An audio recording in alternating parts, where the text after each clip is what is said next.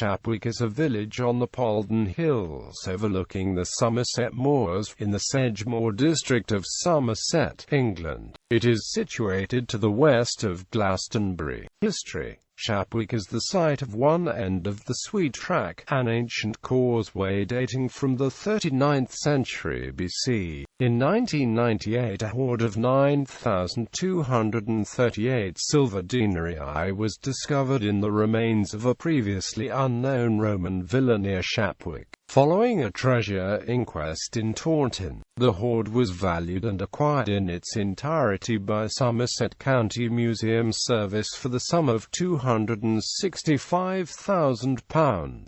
It became known as the Shapwick hoard. The parish of Shapwick was part of the Wiki 100. Due to the plan of its roads and streets, academics have described it as a typical English village. Shapwick is one of the 9 thankful villages in Somerset, those that suffered no casualties in World War I. Manor. The manor of Shapwick originally belonged to Glastonbury Abbey, forming part of its Polden estate in 729.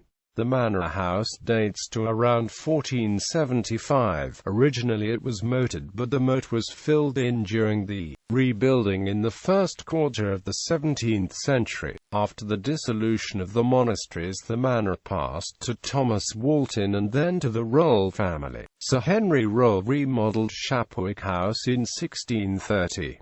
The manor of Shapwick was sold in 1786 by Dennis Roll of Stevenston in Devon, to George Templar of the East India Company, fourth son of James I Templar of Stover.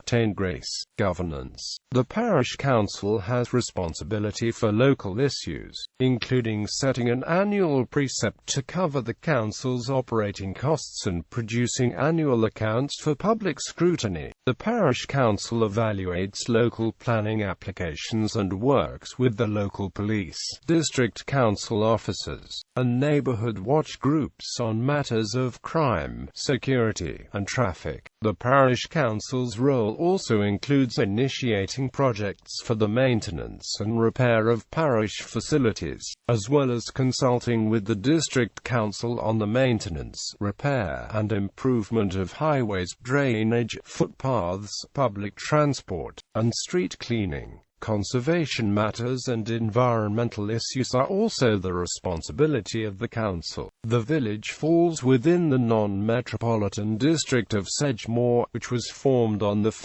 April 1974 under the Local Government Act 1972, having previously been part of Bridgewater Rural District, which is responsible for local planning and building control, local roads, council housing, environmental health, markets and fairs, refuse collection and recycling, cemeteries and crematoria, leisure services, parks, and tourism. Somerset County Council is responsible for running the largest and most expensive local services such as education, social services, libraries, highways, public transport, fire service, trading standards, waste disposal and strategic planning. Policing is provided by the Avon and Somerset Constabulary. It is also part of the Bridgewater and West Somerset County constituency, represented in the House of Commons of the Parliament of the United Kingdom. It elects one Member of Parliament by the first-past-the-post system of election, and part of the South West England constituency of the European Parliament, which elects 7 MEPs using the DONT method of party list. Proportional representation. Geography. Shapwick Heath is a biological site of special scientific interest and national nature reserve. It is a former raised bog lying in the basin of the River Brue. The site supports a diverse community of terrestrial and aquatic invertebrates. National rarities of the large marsh grasshopper found on sphagnum moss bogs,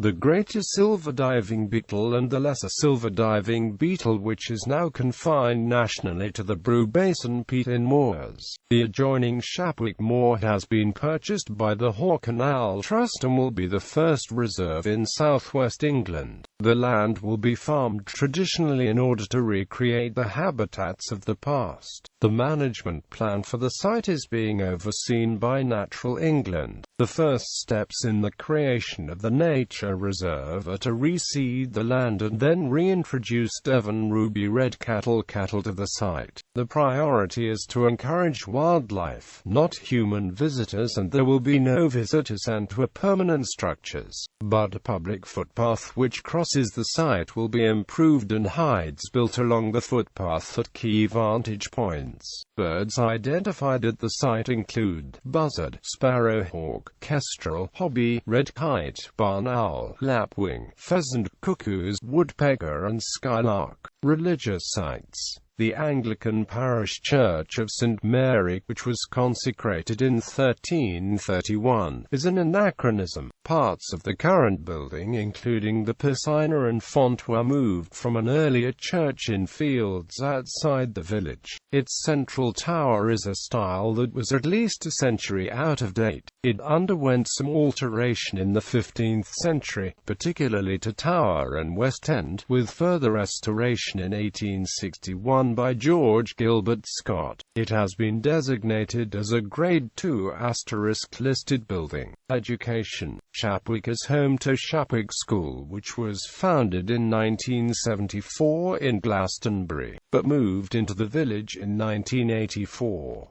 It is a special school for children aged 8 to 18 with dyslexia. Pupils aged 13 to 18 are based at Shapwick Senior School in the village, while those aged 8 to 12 are based at Shapwick Prep in nearby Birtle. In November 2010, the school was featured in November a BBC Three documentary Cara Toynton. Don't Call Me Stupid, about actress Cara Toynton, who suffers from dyslexia. Transport. Shapwick Railway Station was a station on the High Bridge branch of the Somerset and Dorset Joint Railway. It opened in 1854 and closed in 1966.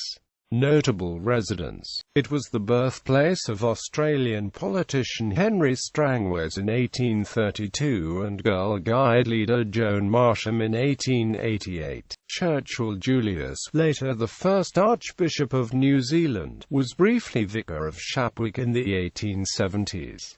Shapwick in popular culture. In 2012, the musician John Brooks released an electronica album entitled Shapwick, based on an imaginary impression of the village and its surrounding countryside. Following an unplanned car journey through the area one autumn evening, I felt a certain energy around the place. The images created by the trees in the dark conjured inspiration, and it struck me that an album could be based on an imaginary impression of this area. I had already recorded some pieces that were in search of a home, and the idea formed within seconds.